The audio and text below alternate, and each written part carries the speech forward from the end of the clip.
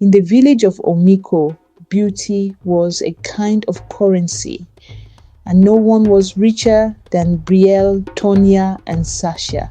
The girls were known as the three sweets, not because they were kind, but because their words could melt butter, their laughter could quiet a crowd, and their judgment could burn like pepper.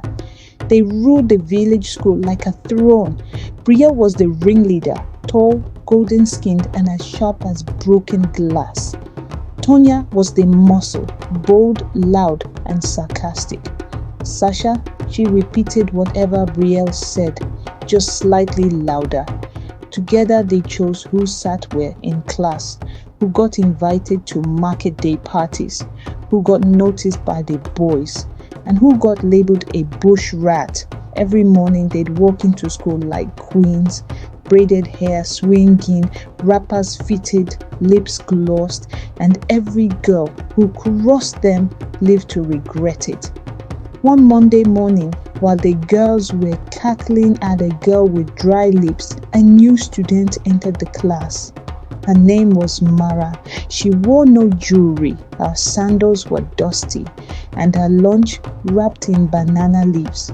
She said good morning softly and took the seat in the back. That was her first mistake.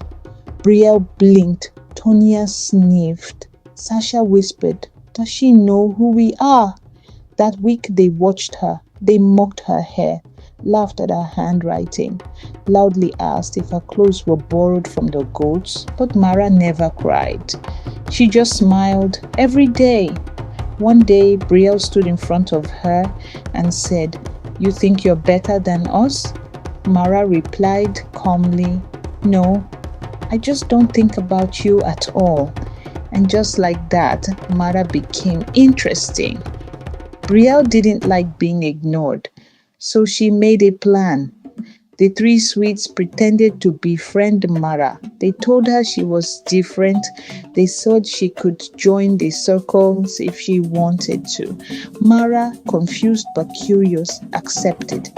They gave her a makeover, rubbed powder on her cheeks, tied her hair in tiny knots, taught her to speak with sweetness and sass. They told her to walk slower, laugh louder, roll her eyes when others spoke. At first, Mara resisted, but slowly she began to change. She started wearing lip gloss, started mocking other girls behind their backs, started enjoying the attention. But what no one knew was that Mara had a secret. In her grandmother's hut, hidden under a mat, was a small ancient gourd sealed with red thread. It had been passed down for generations. They called it the Gourd of Sweetness. One sip and your words would taste like honey. People would listen, follow, obey. But it came with a warning. If you drink too much, your sweetness will rot. That night, Mara took a sip, and the next day, she became unstoppable. She spoke, and the crowd fell silent. She smiled, and boys blushed. Even Brielle, Tonya, and Sasha found themselves nodding when she spoke. She wasn't in the circle anymore. She was the circle. Weeks passed. Mara forgot about her grandmother, forgot the girl she used to walk home with.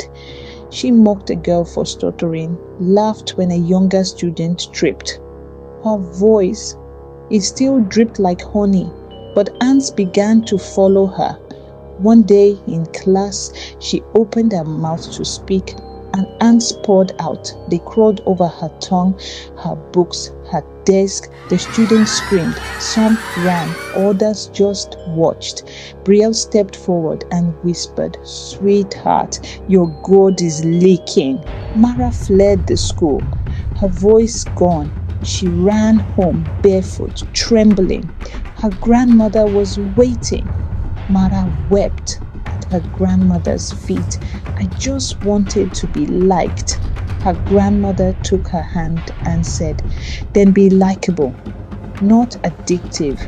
She poured out the remaining gourd water onto the earth. The soil sizzled, the ground shook, the sweetness was buried. When Mara returned to school, she wore no makeup. Her voice was soft, but every word real.